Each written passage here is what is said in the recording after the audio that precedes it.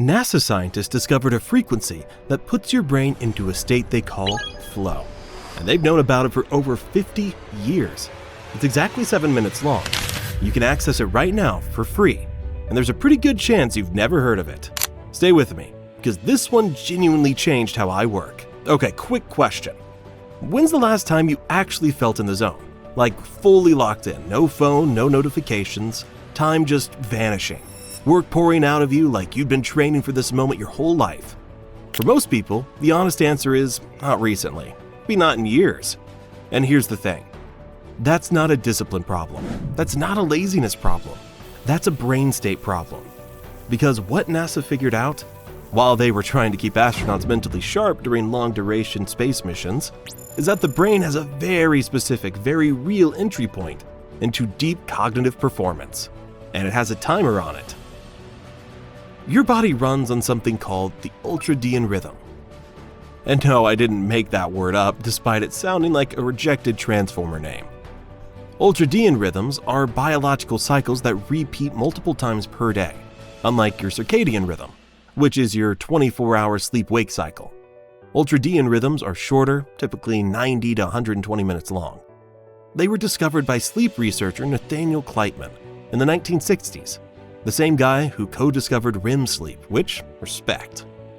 Here's what Kleitman found. Your brain doesn't operate at a flat level of alertness throughout the day. It rises and falls in waves, roughly every 90 minutes. You hit a performance peak, and then you crash slightly before climbing back down. NASA paid very close attention to this, because when you're 250 miles above Earth in a tin can moving at 17,000 miles per hour, you really need your astronauts to be firing on all cylinders at the right moments. So, what's the 7 minutes got to do with it? Here's where it gets genuinely interesting. Research supported by NASA and later expanded through neuroscience labs found that the transition point, the on-ramp into deep cognitive flow, takes the brain approximately 7 minutes of sustained focused engagement. Not 30 minutes, not an hour, 7.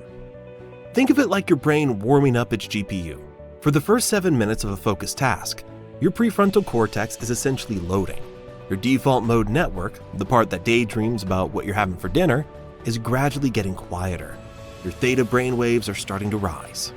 Theta waves, sitting between 4 and 8 hertz, are associated with creativity, intuition, and deep problem solving. Elite performers, musicians, surgeons, athletes, show disproportionately high theta activity during peak performance. And NASA's research into cognitive performance during mission-critical tasks showed that theta wave dominance didn't kick in until around that 7-minute mark of continuous engagement, which means every time you pick up your phone in the first 7 minutes of working on something important, you're resetting the clock. Let's talk about what researchers call attentional blink, because this is the part that made me feel genuinely attacked when I first learned it. Every time you switch tasks, every notification, every quick scroll, I'll just check this one email. Your brain doesn't just pause and resume like a Netflix show. It restarts the warm-up sequence.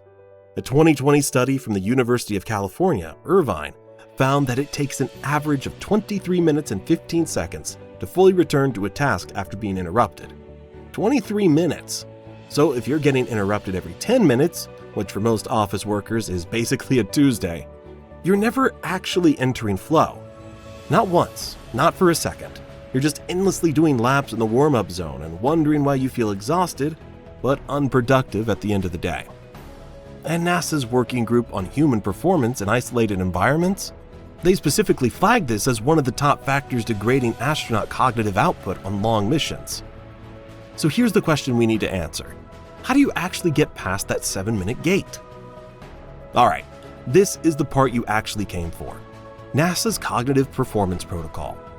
Combined with subsequent research from labs including the Flow Research Collective, founded by Stephen Kotler, who spent 20 years studying peak performance, point to a specific sequence for triggering the 7-minute entry window reliably. Here it is, 4 steps, and before you roll your eyes, none of them involve cold plunges or waking up at 4 a.m. Step 1. Task clarity before you start. The brain enters flow faster when it knows exactly what done looks like. Don't sit down to work on that report. Sit down to write the introduction section. 3 paragraphs, done when I have a strong opening hook. Specificity drops cognitive load. Lower cognitive load equals faster theta onset. Step 2. A 7-minute commitment contract. Tell yourself, out loud if you need the drama, I will not switch tasks for the next 7 minutes. Set a timer, physically, because your brain needs to not be spending energy debating whether to check Instagram. That decision is already made. Step 3. Slight challenge. Flow requires a task that's challenging enough to hold attention, but not so hard it triggers anxiety. Psychologist Mihaly Csikszentmihalyi, the guy who literally wrote the book on flow and whose name I have practiced saying 3 times, found that the ideal challenge to skill ratio is about 4% above your current ability. Slightly uncomfortable, not terrifying. Step 4. Environmental priming. NASA astronauts on ISS missions use structured environmental cues to trigger focus states. Specific lighting, temperature, ambient conditions. You can do a version of this at home. Same chairs, same music, or no music. Same signal to your brain that this is when we go deep. And here's where it gets wild, because what NASA discovered about sound and brainwave entertainment changes this whole picture. You know how certain songs give you chills, or how a specific type of music makes you feel like you could write your dissertation in an afternoon. That's not a coincidence, that's neural entrainment. Neural entrainment, sometimes called brainwave entrainment, is the brain's tendency to synchronize its electrical activity to external rhythmic stimuli. Basically, if you feed your brain a steady rhythm at a certain frequency, your brainwaves will start to match it. The research on this goes back decades, but NASA's interest in it, specifically for use in cognitive performance during spaceflight, brought serious scientific muscle to what had previously been a bit of a fringe idea. Here's the relevant part. Binaural beats at theta frequencies 4 to 8 Hz have been shown in multiple peer-reviewed studies, including one published in the International Journal of Psychophysiology, to increase theta wave activity, reduce anxiety, and improve working memory performance. How do binaural beats work? Your left ear hears a tone at, say, 200 Hz. Your right ear hears one at 207 Hz. The difference is 7 Hz. It's perceived by your brain as a phantom beat, and your brain starts to synchronize to it. That's it. That's the mechanism. Your brain is essentially being tuned like a radio. Does this mean you put on some binaural beats and suddenly you're Einstein? No. I wish, but used as part of that 7-minute protocol, the research suggests measurable improvement in focus and cognitive performance. Okay, so we've got the timer, the protocol, the sound science, but what about the people who've actually used this? Because the results are a little hard to believe. By the way, if you actually want to test something like this for yourself, there's a tool a lot of people in the focus space have been raving about that uses sound frequencies based on theta brainwave research, and there's a 7-minute audio routine that's been getting wild reviews. I'll throw the link in the description for anyone curious. Let's talk about what happens when this actually gets applied. The Flow Research Collective ran studies with military units, specifically Special Forces operators, on performance optimization using protocols built around ultradian rhythm awareness and focused entry states. They measured a 500% increase in creative problem solving compared to normal states. 500%! I'll let that sit for a second. McKinsey & Company, in a survey of top executives, found that leaders in flow states reported being 5 times more productive than their baseline.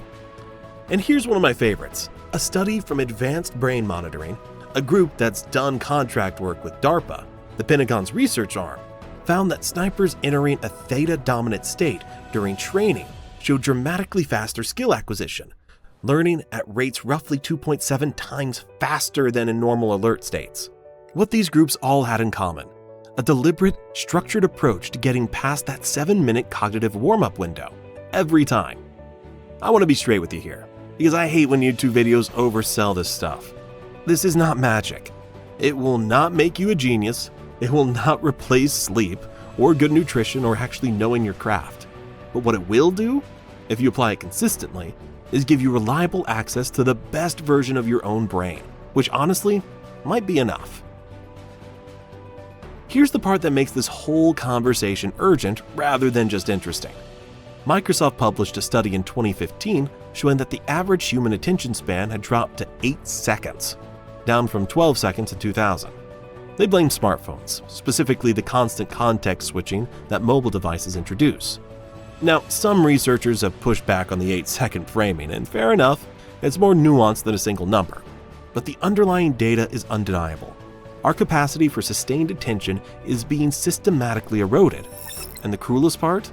The very thing that's eroding it, our phones, is specifically designed to prevent us from ever getting past that 7-minute mark. Variable reward schedules, infinite scroll, push notifications timed to fire just as you're settling in. These aren't accidents, they're features. So the question isn't, is flow real? The science is clear on that. The question is, are you willing to protect 7 minutes? Because here's the brutal math.